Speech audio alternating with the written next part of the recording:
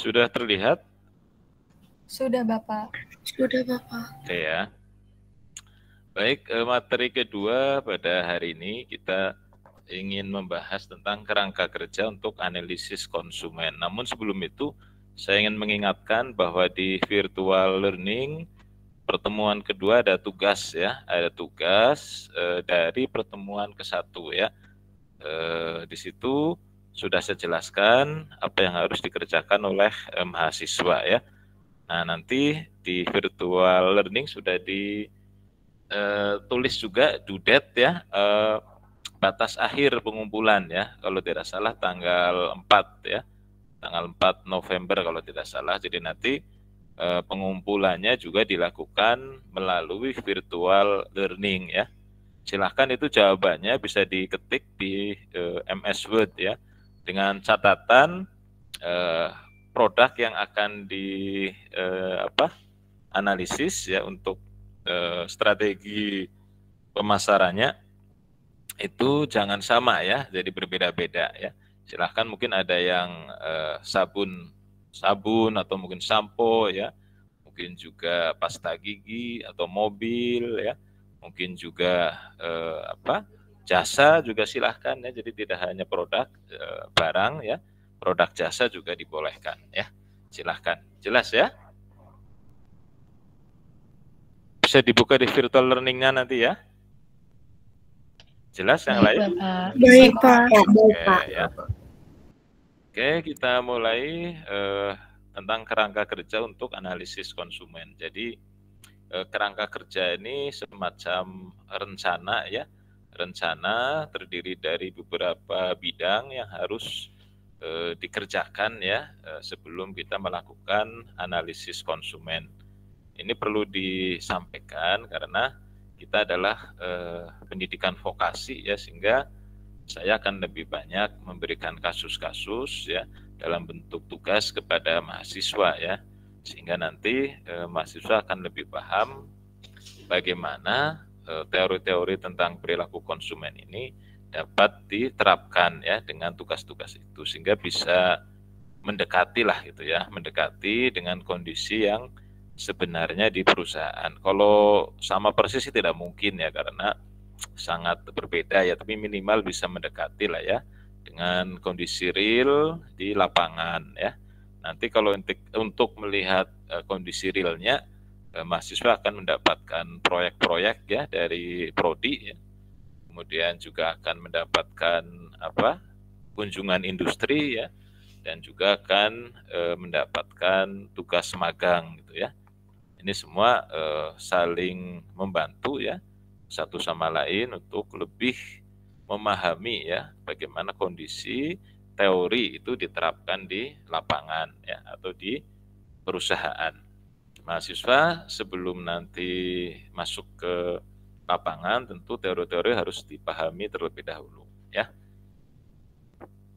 Oke, kemudian bagian atau elemen dari analisis konsumen ini ada 3 bidang ya. Yang pertama adalah perilaku konsumen itu sendiri ya, yang harus kita cermati, kita analisis ya.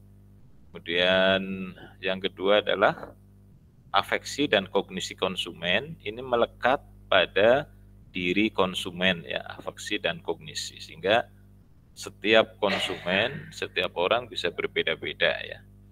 Kemudian yang ketiga adalah lingkungan konsumen. Nah, lingkungan konsumen ini adalah environmental ya, kondisi lingkungan yang ada di sekitar konsumen ya.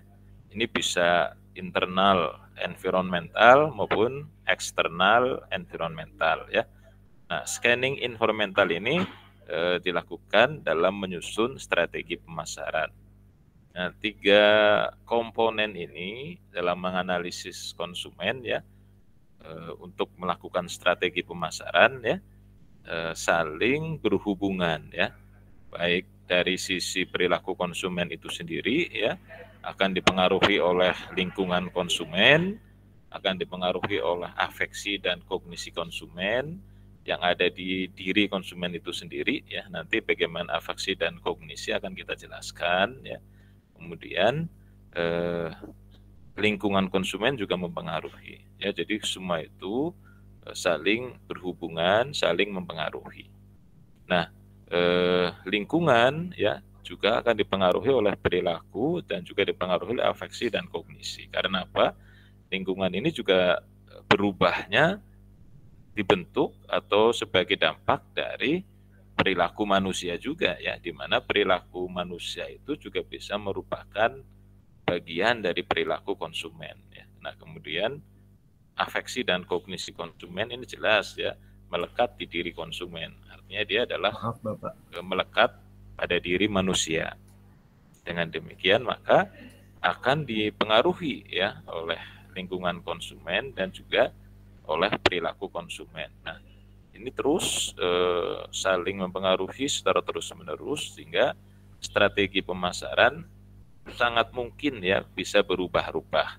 Bagaimana kondisi yang ada di perilaku konsumen, kondisi yang ada di lingkungan, dan kondisi yang melekat dalam bentuk afeksi dan kognisi. Nah ini ya, jadi sangat dinamis strategi pemasaran yang harus kita susun. Makanya perusahaan itu dalam menyusun strategi pemasaran tidak hanya satu kali saja, tapi dia terus akan melakukan review, akan melakukan evaluasi ya untuk melihat apakah strateginya tepat atau tidak ya. Karena kalau terjadi perubahan lingkungan, perubahan perilaku ya, perubahan afeksi dan kognisi, itu artinya nanti akan mempengaruhi strategi pemasaran gitu ya. Ada yang mau masuk lagi nggak di Google Meet? Ada? Kayaknya ada suara tadi. Ada nggak yang mau masuk yang nunggu di proof? Maaf Bapak, itu slide-nya nggak berubah. Oh, slide-nya nggak berubah? Iya. Sekarang yang mana? Masih nomor 1. Gunawannya? Bentar.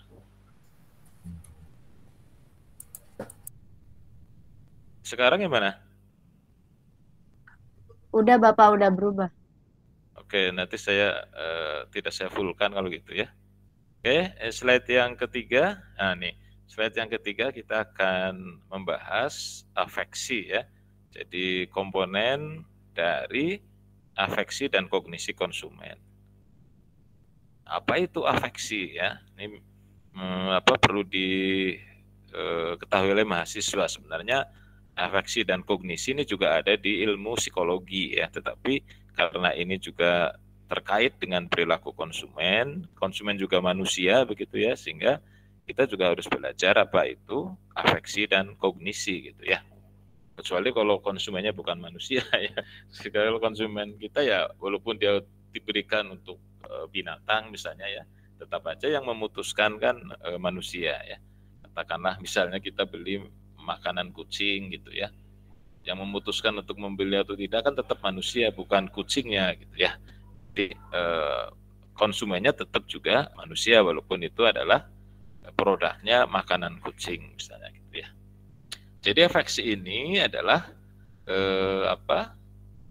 konsumen ya, yang dirasakan konsumen ya mengenai stimulus ya, rangsangan dan kejadian-kejadian. Jadi ketika konsumen merasakan sesuatu yang menstimulus ya, kemudian merasakan sesuatu atas kejadian, nah itulah afeksi ya. Jadi itu sangat natural ya, sangat istilahnya sangat basic ya, karena ini berbeda-beda antara manusia satu dengan yang lainnya ya. Bisa jadi contoh misalnya kita melihat video ya, ada video tentang katakanlah pembunuhan lah gitu ya. Nah mungkin saya langsung terstimulus, ngeri sekali gitu ya, sangat mengerikan itu ya, menakutkan gitu ya. Nah, tapi mungkin ada yang orang lain biasa-biasa aja gitu ya, nggak masalah gitu. Ada yang seperti itu ya. Atau mungkin juga melihat video-video misalnya penembakan gitu ya, atau penyiksaan gitu ya, mungkin atau kecelakaan gitu. Ada yang merasakan sesuatu yang luar biasa kejadian tersebut ya. Ada juga yang biasa-biasa saja gitu ya.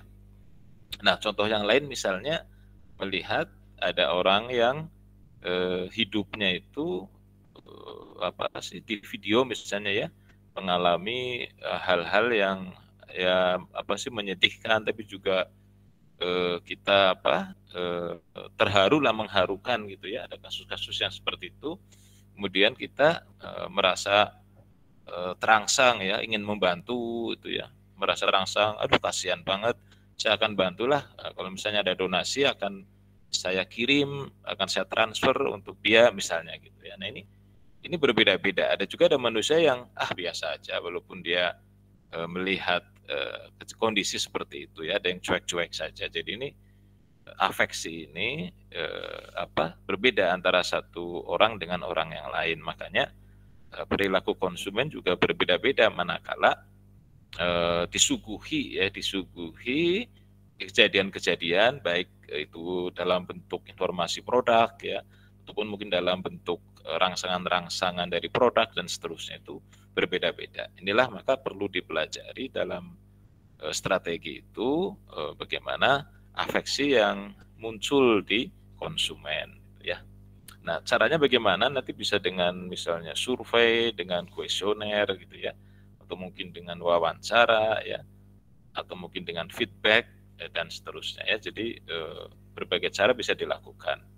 Nah, ini contoh ya, contoh dari afeksi. Misalnya kita terstimulus dengan kejadian tertentu atau dengan melihat video tertentu, kita jadi emosi gitu ya. Itu bisa itu emosi, kemudian marah gitu ya. Kalau mungkin melihat penyiksaan atau sesuatu itu muncul secara tiba-tiba itu ya. Jadi sangat-sangat basic gitu ya, itu naluri manusia muncul secara tiba-tiba marah gitu ya, emosi. Nah, kemudian selain itu juga ada yang sebaliknya ya, misalnya karena kita merasa suka gitu ya, terhadap sesuatu, merasa satu nasib gitu ya, merasa satu kelompok, dan kita juga bisa empati, bisa cinta, bisa suka terhadap satu kejadian ya.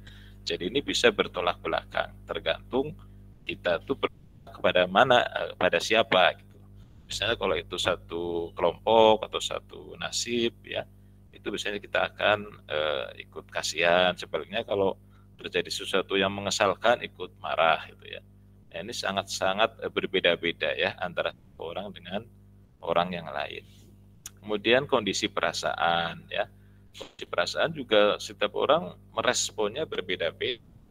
Katakanlah kita habis olahraga ya, minum yang seger, ada yang merasa puas ya, ada yang merasa biasa saja. Kemudian ada juga yang mungkin mendapatkan produk yang tidak sesuai ya, atau bahkan yang mengecewakan, ada yang frustasi gitu, sehingga tidak akan membeli itu lagi, atau karena menghadapi kejadian yang sungguh-sungguh mengesalkan ya, yang tidak sesuai dengan harapan, yang pokoknya sangat memuakkan lah, itu bisa jadi frustasi gitu ya. Nah, kemudian yang ketiga ada juga suasana hati ya. Suasana hati ini istilahnya bagaimana kondisi hati yang kita rasakan manakala melihat suatu kejadian atau melihat rangsangan-rangsangan dari lingkungan kita ya, baik dari gambar, dari video, dari kejadian nyata di depan dan seterusnya ya. Nah, suasana hati ini juga ada yang misalnya menikmati katakanlah musik gitu ya, secara relaksasi, menenangkan gitu ya, membuat pikiran dan hati itu fresh gitu ya.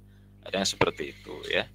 Ada juga yang mungkin sebenarnya ya mengalami kebosanan ya, kalau melihat sesuatu yang itu saja bosan gitu ya. Ada seperti itu ya. Jadi Bapak maaf. Ya.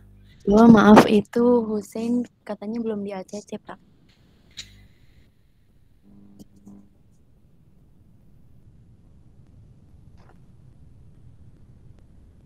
Sudah? Oke. Terima kasih, Pak. Jadi kebosanan ini juga bisa melanda siapa saja, termasuk saya ya. Nah, katakanlah mungkin seperti sekarang ini pandemi ya, pandemi kuliah harus online ya, kita nggak bisa ketemu langsung dengan teman-teman, nggak bisa ke Bandung gitu ya, di rumah saja, mungkin juga bosan gitu ya. Mahasiswa sudah merasa bosan belum dengan kondisi sekarang? Bosan Bapak.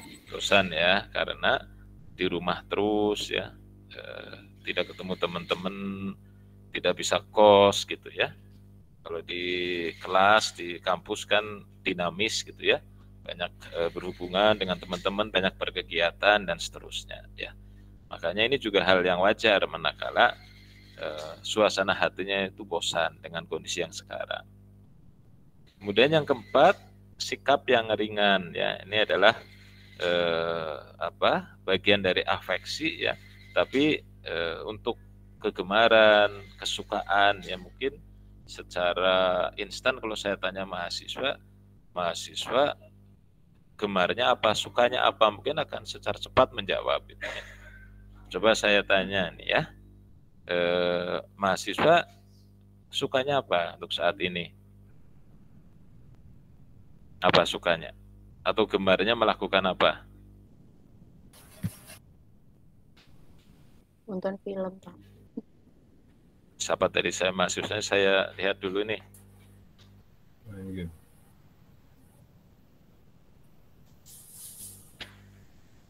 Ayo ada yang menjawab? Mana sih kok nggak kelihatan mahasiswa? Main game, Mbak. Ya? Main game. Kecil suaranya ini?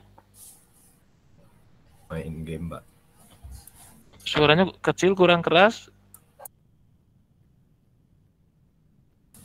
Main game, Mbak. Aduh, suaranya kecil banget, nggak kedengaran saya. Nike apa tadi itu? Main game, Pak. Hah? Main game. Oh, main game. Main game ya? Olahraga, Pak. Main game ya. Main game itu juga kesukaan, kegemaran ya. Ya wajar ya kondisi kayak gini. Di rumah saja main game bagian dari hiburan ya. Mobile Legend misalnya ya. Kalau saya nggak suka main game ya, karena kadang-kadang nggak ada waktunya juga untuk main game gitu ya. Olahraga tadi ya, bagus olahraga ya. Mungkin jogging, sepedaan gitu ya. Mungkin ada yang sukanya menyanyi dan seterusnya. Nah, ini semua adalah ada pada afeksi manusia ya. Dan masing-masing komponen afeksi ini bisa bekerja sesuai dengan daya tangkap, kemudian passion dari manusia ya. Jadi kalau yang hobinya olahraga bisa jadi melihat kejadian-kejadian olahraga dia lebih cepat tanggap gitu ya. Misalnya, oh ternyata MU kalah, wah langsung ya emosi misalnya, wah aku kalah sih padahal itu, wah macam-macam itu. Oh ternyata Persib kalah, nah, kemudian bobotoh ngamuk-ngamuk gitu semuanya ya. Itu karena mungkin dia suka terhadap Persib, nonton bola itu ya, sehingga dari sisi afeksi akan cepat nampak gitu ya, reaksinya akan sangat cepat. Nah ini sangat berbeda-beda ya. Kalau yang sukanya kuliner ya mungkin kalau melihat kuliner gitu ya, ini sangat-sangat personal itu ya. Bagaimana masing-masing manusia mempunyai afeksi yang berbeda-beda dan itu sangat manusiawi ya, sangat sah-sah saja itu ya. Oke. Kemudian yang berikutnya adalah kognisi ya. Ini temannya afeksi ya. Biasanya selain afeksi manusia pasti juga punya kognisi. Nah, kalau kognisi menyangkut pada hal-hal yang dipikirkan ya. Kemudian pemahaman terhadap sesuatu ya. Interpretasi terhadap rangsangan ya dan kejadian. Jadi sifatnya adalah yang ada di dalam pikiran ya. Kalau tadi kan afeksi ini lebih banyak kepada hati ya, kondisi hati ya. Jadi yang dirasakan ya, hatinya itu seperti apa. Nah, kalau kognisi lebih kepada yang dipikirkan itu ya. Karena berbeda antara yang dirasakan dengan yang dipikirkan. Nah, yang dipikirkan itu juga sumbernya bisa dari pemahaman akan sesuatu ya, kemudian interpretasi akan adanya stimulus dan kejadian gitu ya. Ini juga setiap manusia berbeda-beda ya. Nah, contoh adalah pertama pengetahuan ya. Ini saya sangat yakin pengetahuan mahasiswa satu dengan yang lain pasti berbeda-beda ya. Ini tergantung bagaimana latar belakang mahasiswa ya. Kalau misalnya dari kecil ya sudah biasa baca buku misalnya ya, nah, otomatis pengetahuannya pasti akan banyak ya posisi saat ini gitu ya. Ada juga mungkin yang dari kecil ya senangnya main gitu ya, mungkin pengetahuannya juga berbeda dengan yang sering baca buku ya. Ada juga mungkin yang dari kecil ya senangnya dimanja oleh orang tua ya, makan disuapin misalnya ya, jalan-jalan diajak orang tua, jajan juga begitu, mungkin sangat berbeda ya dengan yang mandiri gitu ya. Jadi pengetahuan ini juga bersumber dari bagaimana lingkungan mempengaruhi seseorang. Pengalaman juga begitu ya, pengalaman apa yang dia rasakan dari kecil sampai sekarang ini menjadi pengalaman, dan pengalaman ini masing-masing orang berbeda-beda ya. Ada yang punya pengalaman yang menarik gitu ya, sangat dalam gitu ya, bisa juga secara kerohanian atau religi gitu ya, punya pengalaman juga bisa jadi itu sangat mendalam dan sangat dirasakan, atau mungkin pengalaman-pengalaman yang negatif ya, itu juga bisa sangat mungkin dialami oleh mahasiswa ya. Saya selaku manusia juga sama, pengalaman itu ada yang positif, ada yang negatif gitu ya. Jadi itu sangat wajar gitu ya. Nah, kemudian pemikiran sadar ataupun otomatis ya. Ini ada yang namanya alam bawah sadar, ada yang namanya alam sadar ya. Nah, ini kalau ini pemikiran sadar ya, ataupun otomatis artinya secara sadar dia akan merespon sesuatu dengan otomatis gitu ya.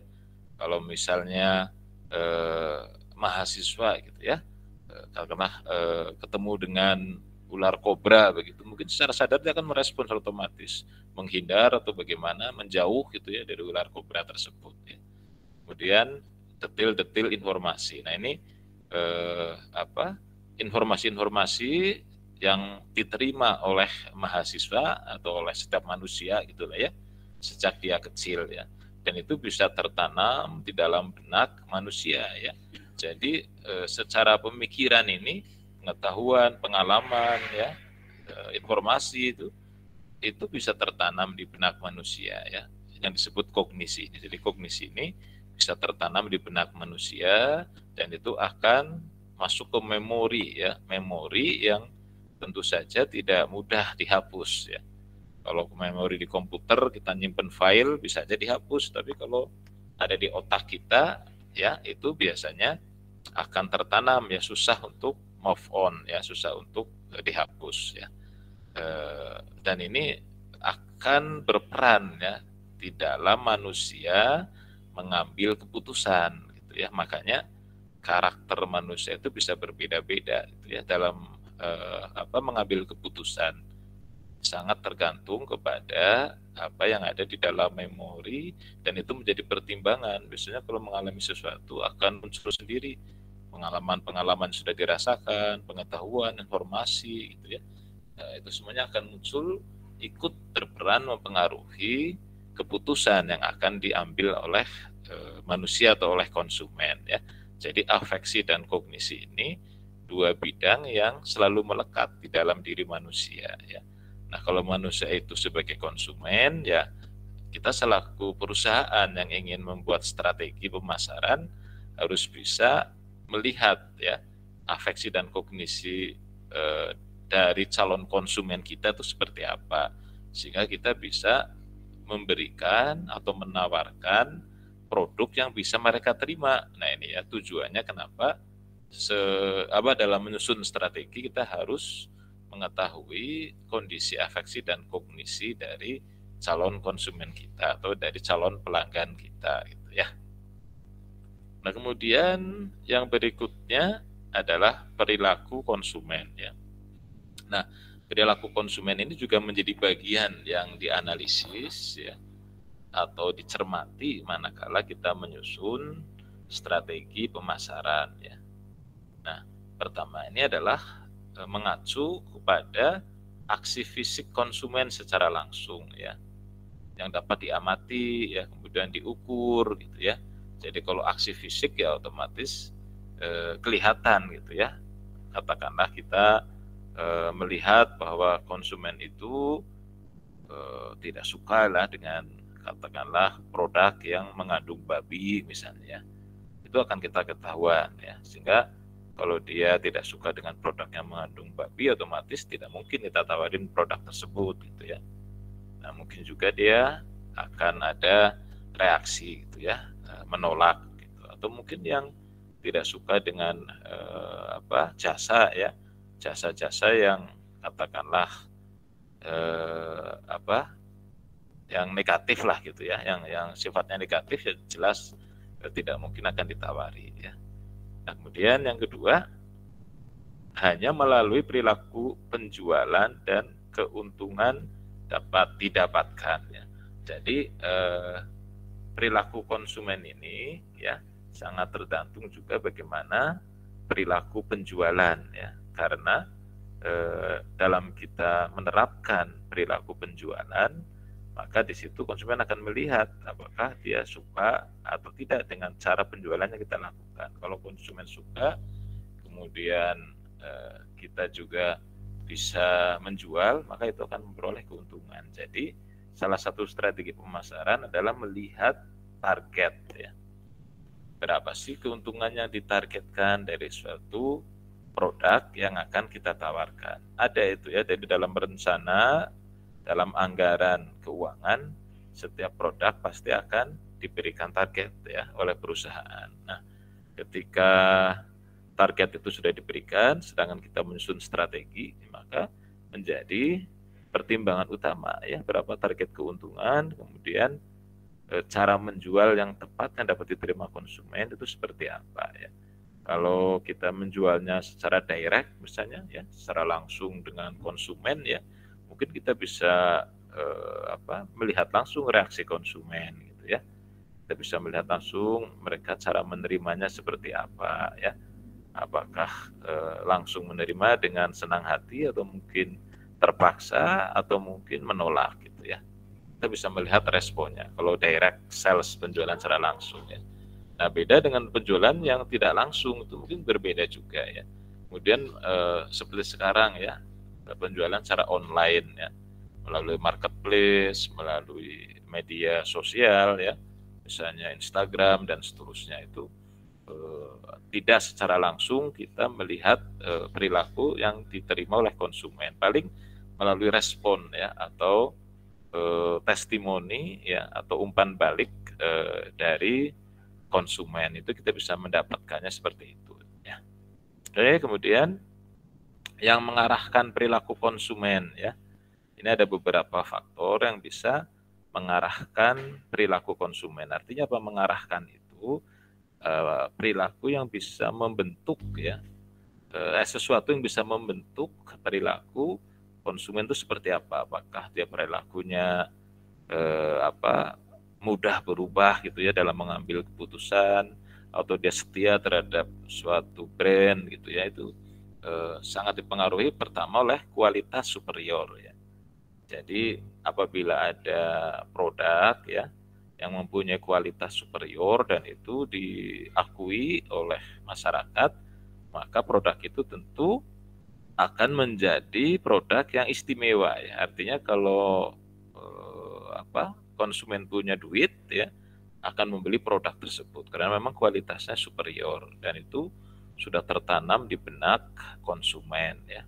Nah, saya minta mahasiswa memberikan contoh suatu produk yang mempunyai kualitas superior. Ini menurut mahasiswa ya, silahkan. Mungkin bisa berbeda dengan mahasiswa yang lain ya. Kasih contoh coba saya satu merek produk ya yang menurut mahasiswa mempunyai kualitas yang superior. Silahkan.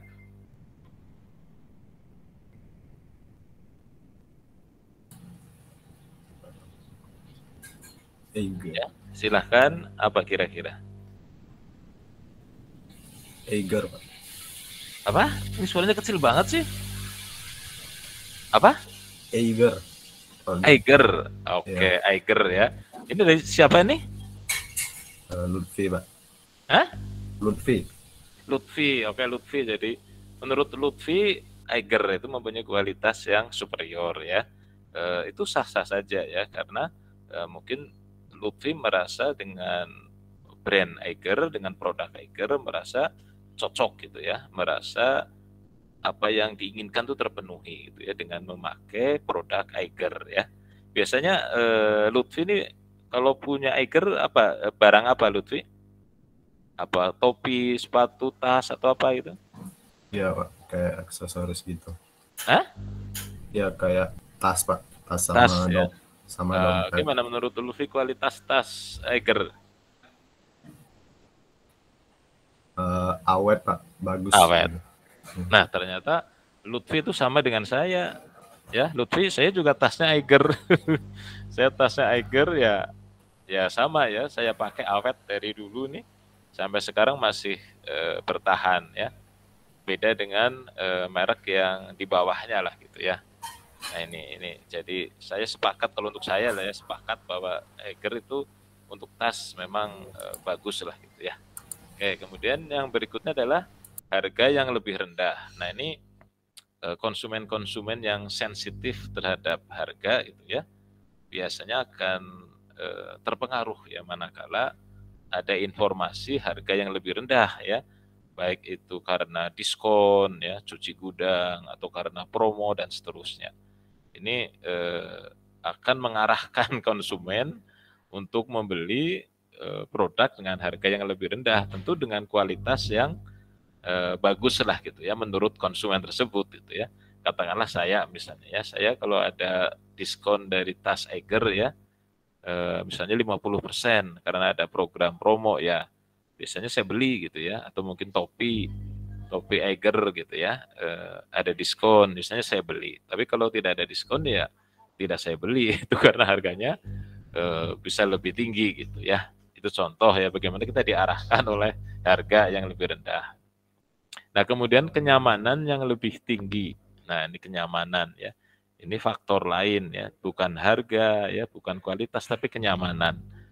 Coba saya diberikan contoh berdasarkan pengalaman mahasiswa dari sisi kenyamanan itu apa yang sudah pernah dirasakan itu produk apa ya atau merek apa itu. Silahkan.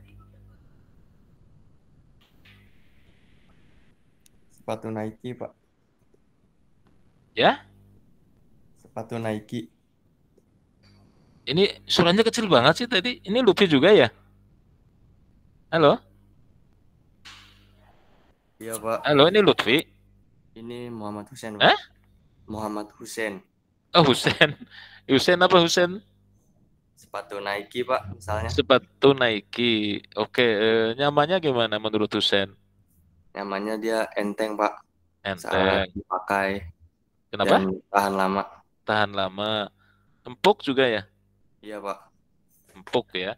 Jadi biasanya sepatu Nike itu dipakai untuk apa? Apakah lari, jalan-jalan, mendaki gunung atau apa? Bisa dipakai berbagai, Pak, acara kayak gitu.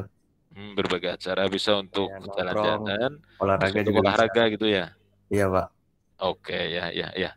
Ya sepatu Nike ya. Kalau saya kebetulan ini apa? Skechers kalau saya ya. Kalau saya Skechers lebih terasa lebih nyaman gitu ya.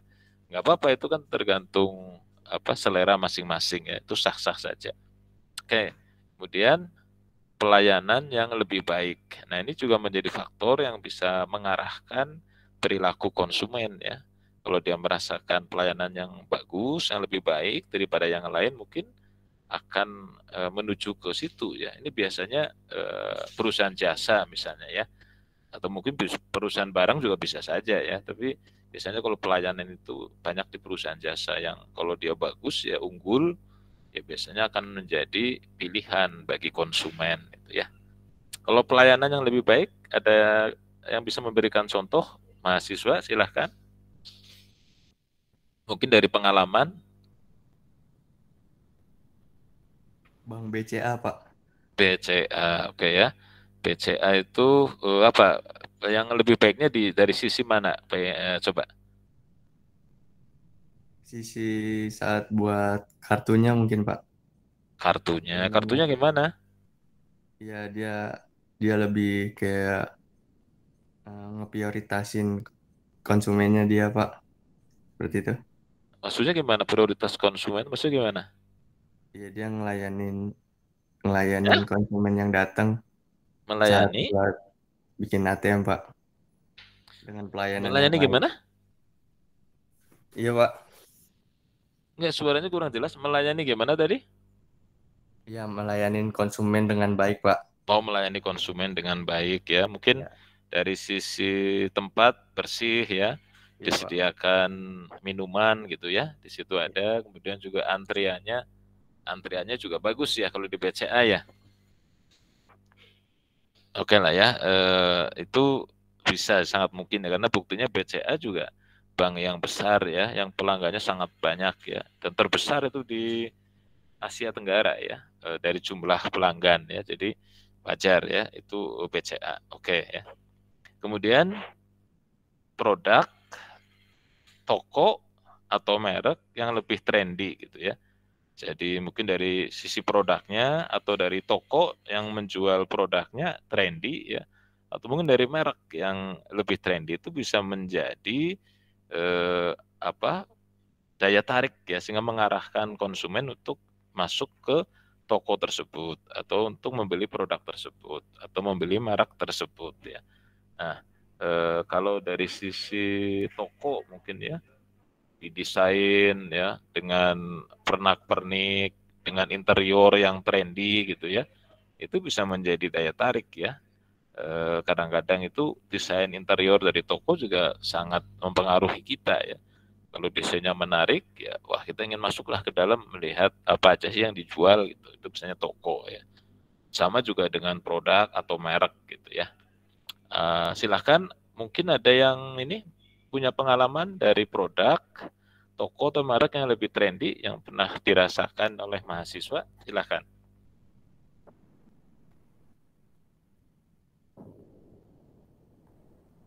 Mungkin dari toko, segi toko ya.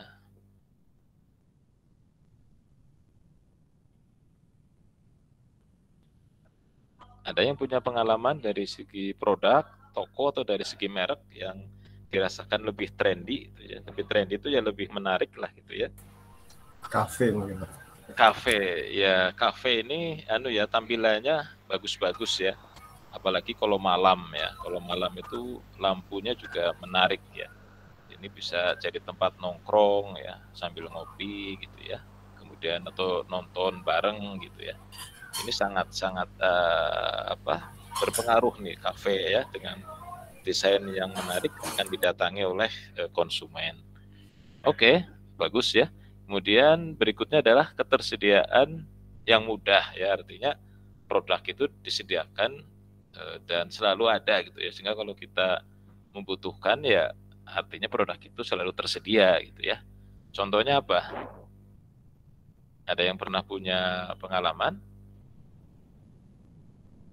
mendapatkan produk atau mungkin merek yang kalau kita mencari itu selalu tersedia itu ya, sehingga kita tidak khawatir lah ya, bahwa produk itu habis gitu.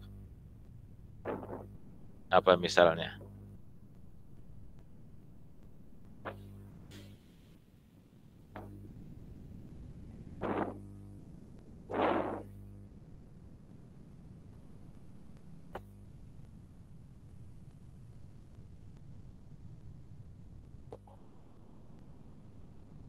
Silahkan, ada yang punya pengalaman kemudahan dari ketersediaan produk ya.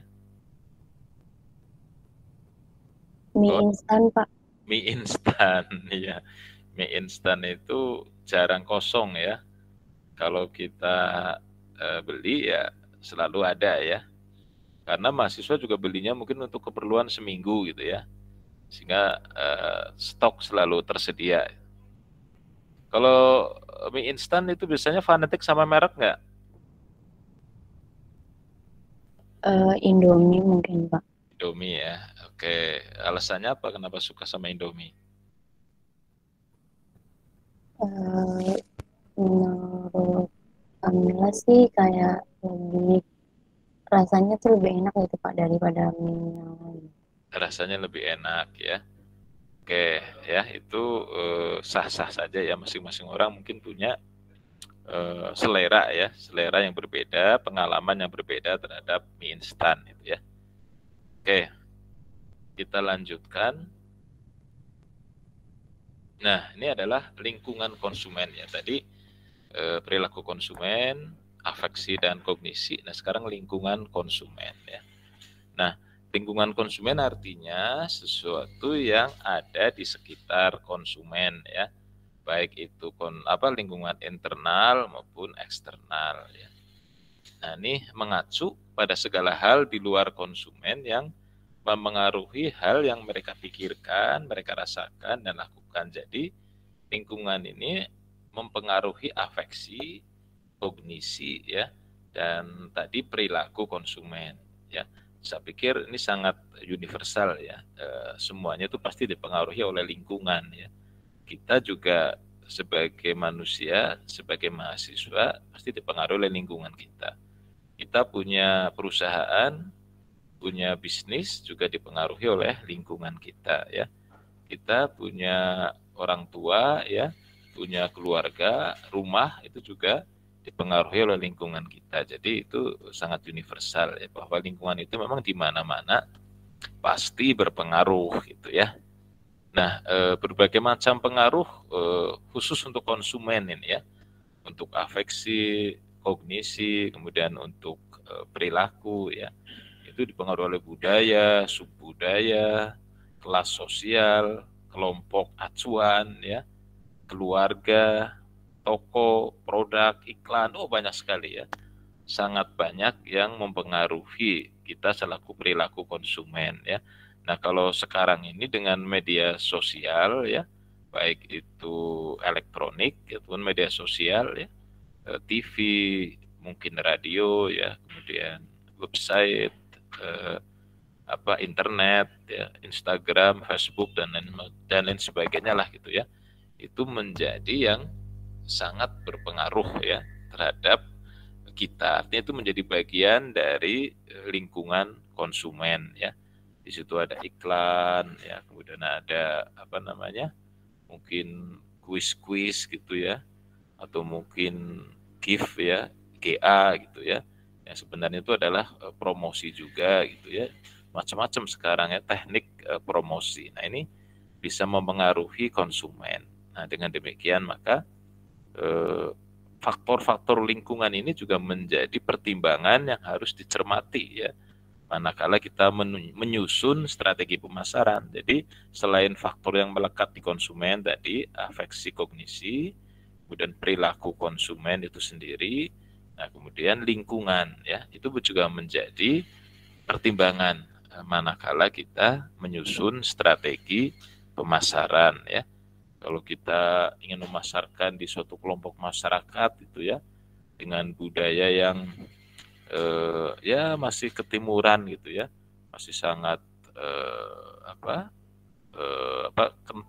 kental dengan adat gitu misalnya ya, dia masih saling menghargai, menghormati, punya unggah-ungguh ya, punya kesopanan ya, kemudian berbau-bau feodal gitu ya. Nah, tentu saja berbeda dengan budaya yang misalnya di Eropa gitu ya, yang bebas gitu ya. Nah, kita dalam menyusun strategi pemasaran di kelompok yang budayanya masih kuat ya, atau sub budayanya masih kuat, tentu berbeda ya dengan budaya-budaya yang bebas misalnya ya. Nah, itulah makanya kita perlu mengenal, mencermati bagaimana lingkungan konsumen itu yang akan kita tuju ya. Bisa kasih contoh nggak mahasiswa kira-kira di daerah mana yang berbeda antara budaya daerah satu dengan daerah lain? Maksudnya harus memberi contoh lah, budaya di satu daerah ini berbeda dengan budaya di daerah lain. Kasih contoh tempatnya di mana gitu ya. Silahkan, ada yang bisa ngasih contoh nggak yang menyebabkan karena budayanya berbeda, dalam menerapkan strategi pemasaran juga harus berbeda gitu ya. Silahkan, ada yang bisa ngasih contoh nggak? Perbandingan dua tempat yang budayanya berbeda itu ya. Silahkan, bisa di dalam negeri, bisa dengan luar negeri gitu. Silahkan.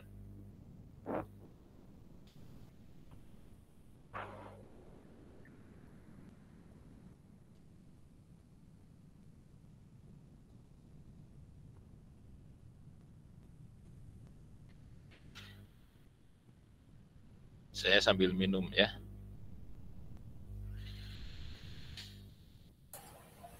Ya, izin Pak.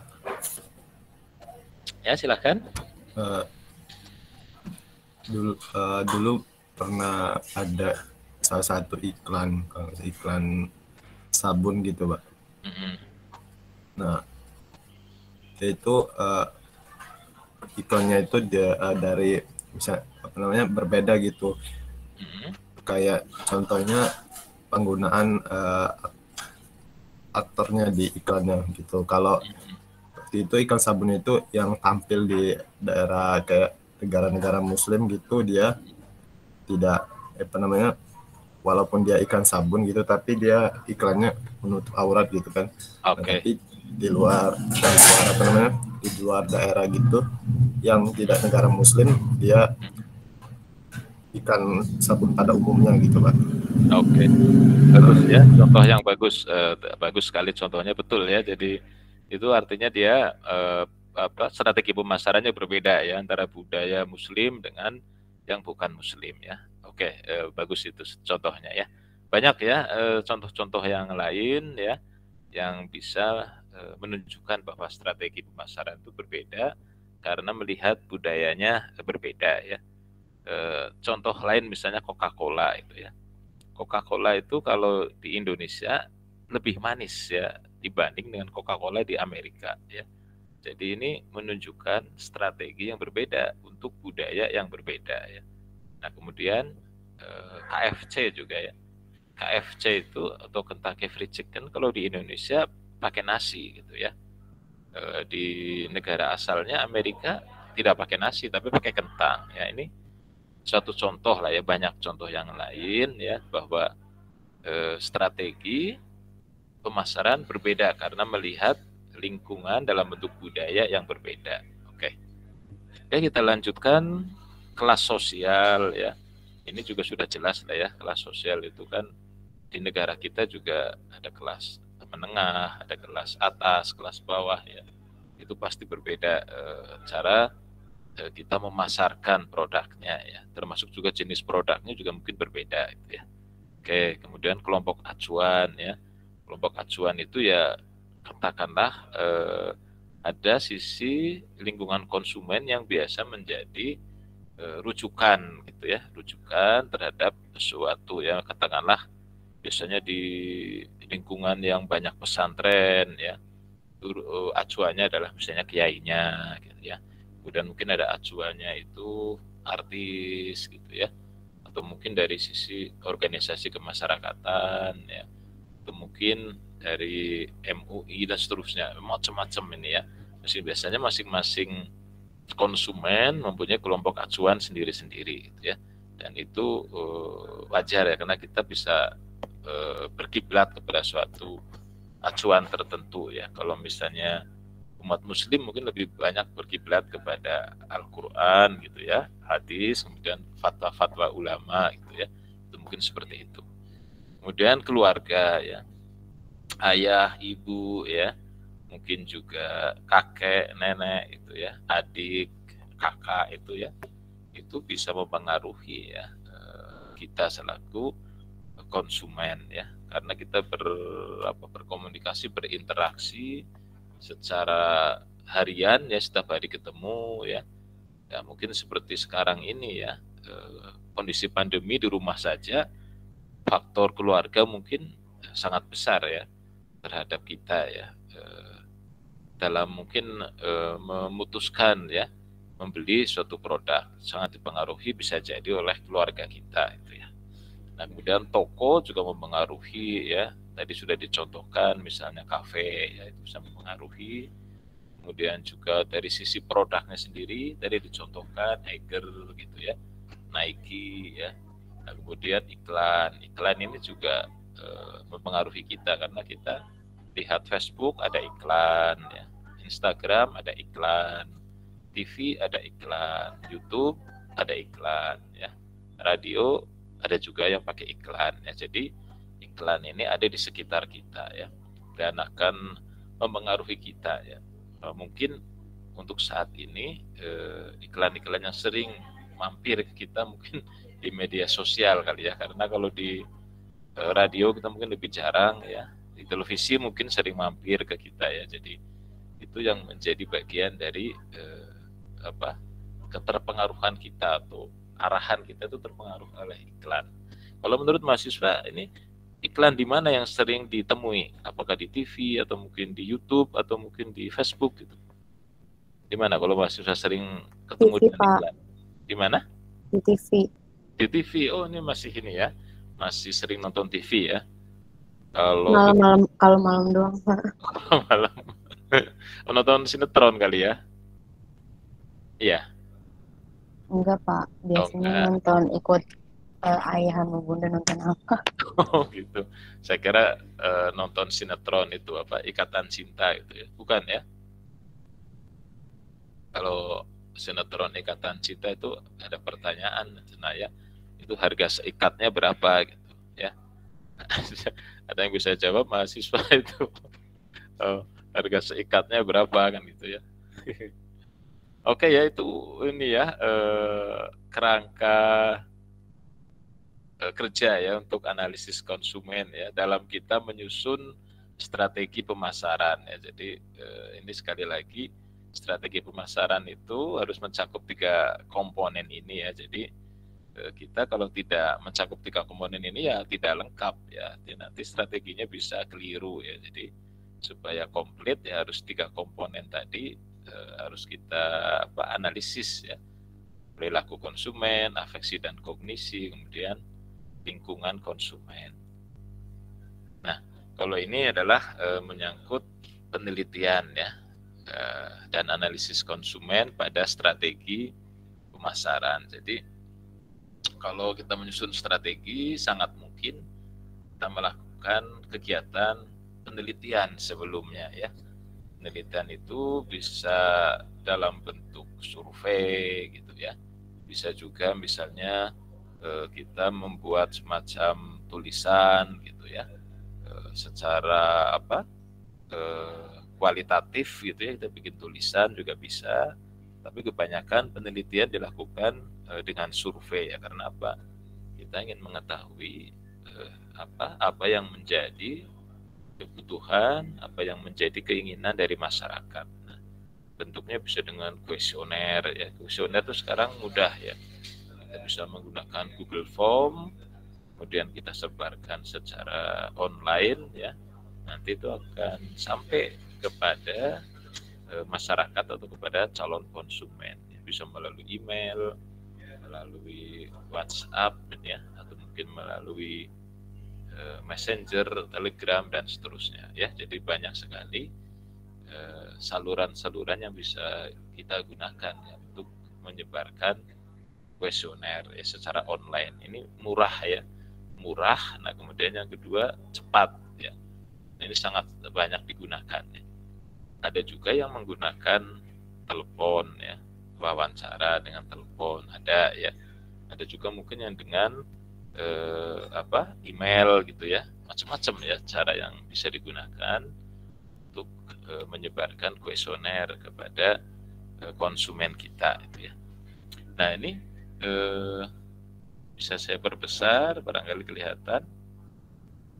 Nah ini ya, kita bisa melihat bagaimana saling berhubungan ini ya antara afeksi, perilaku, lingkungan gitu ya. Ini tadi adalah strategi pemasaran dari sisi afeksi dan kognisi, perilaku konsumen, lingkungan konsumen ya. Ini nanti akan dianalisis dengan melalui penelitian ya. Penelitian sudah saya jelasin tadi, bisa melalui kuesioner, survei gitu ya. Bisa juga wawancara atau melalui tulisan ya. Nah, kemudian ada input dari hasil penelitian. Input yang kita terima dari hasil penelitian itu bisa menjadi pengembangan strategi pemasaran ya. Ini artinya strategi pemasaran yang sudah disesuaikan dengan perubahan yang terjadi di konsumen, sehingga strateginya juga harus berubah, harus dikembangkan ya. Nah, kemudian strategi yang telah dikembangkan, disesuaikan, diupdate ya, kemudian diimplementasikan dalam bentuk strategi pemasaran yang baru ya. Dan ini harus terus-menerus dilakukan agar apa? Agar perusahaan tidak ketinggalan ya. Karena kalau sampai tidak update terhadap perubahan perilaku konsumen atau perubahan lingkungan konsumen, maka ini bisa tidak berhasil dalam melakukan pemasaran karena menerima informasi yang tidak benar ya dari perilaku konsumen ya. Nah, itu kemudian yang terakhir ini adalah tingkatan analisis konsumen ya. Jadi tingkatan analisis konsumen ini meliputi ya masyarakat ya, ini yang umum karena konsumen ada di masyarakat ya, jadi masyarakat harus dianalisis ya, baik itu perorangan, kelompok gitu ya. Nah, bisa juga kelas sosial gitu ya, macam-macam ya, macam-macam kelompok yang ada di masyarakat ya. Ini sekali lagi tergantung kepada target market kita itu siapa gitu ya. Tentu saja ini harus ditentukan terlebih dahulu sesuai dengan jenis produk yang akan kita tawarkan atau yang akan kita jual ya. Kemudian juga industri ya, ini juga penting ya karena bisa saja kita melakukan B2B ya, business to business ya. Kita bisa menjual barang sesama perusahaan, sesama bisnis gitu ya. Sehingga industri ini menjadi hal yang harus dianalisis ya. Ini sangat penting juga ya. Kemudian segmentasi pasar ini pasti ya. Nah, karena inilah yang harus kita petakan ya sebelum kita masuk ke promosi ya. Nah, segmentasi pasar ini supaya kita tidak sia-sia dalam mempromosikan barang ya. Kalau sampai kita mempromosikan yang tidak sesuai dengan segmen yang kita tuju ya nanti akan sia-sia ya. Hasilnya mungkin akan sedikit gitu ya. Tapi kalau kita berhasil masuk ke segmen yang kita tuju dengan tepat ya, nanti kita bisa sukses dalam mempromosikan atau mengenalkan produk gitu ya. Nah, kemudian ada konsumen individual ya, tadi saya sudah singgung, ada di kelompok masyarakat juga ini ada konsumen individual. Nah, konsumen individual ini ya mungkin sekarang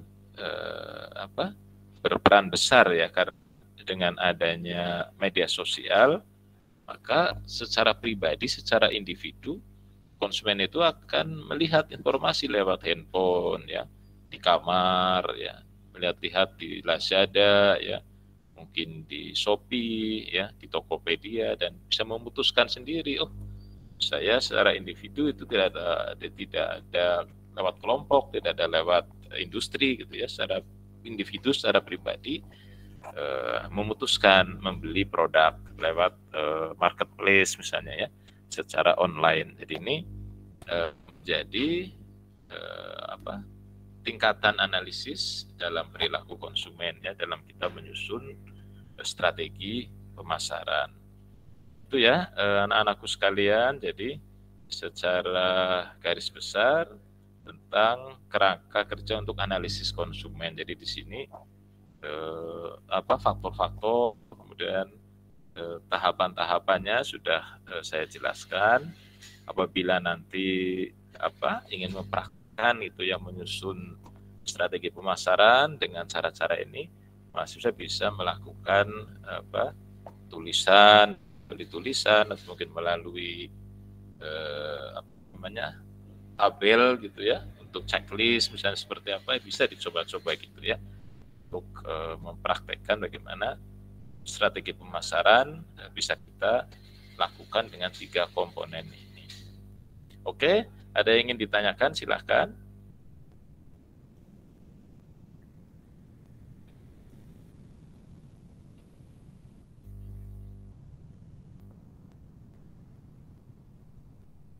Masih ada waktu 1 jam ya, masih cukup lama. Silahkan kalau ada yang ingin ditanyakan. Nanti kalau misalnya mikir-mikir dulu bisa juga ditanyakan lewat WA ya. Jadi saya sambil kerja sambil juga melihat WA barangkali ada yang ditanyakan gitu ya. Kalau sekarang mau lewat Google Meet silahkan kalau memang ada yang ingin ditanyakan.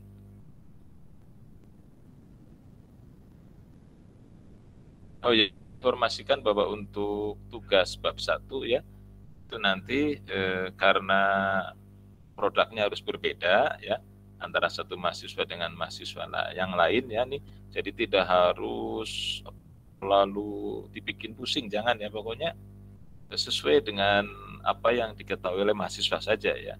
Misalnya sambil melakukan prates ya istilahnya ya, prates sambil ingin tahulah sejauh mana pengetahuan mahasiswa ini, jadi tidak usah dibikin susah ya, langsung aja ngalir dijawab itu ya, dikerjakan sesuai dengan apa yang diketahui oleh mahasiswa ya.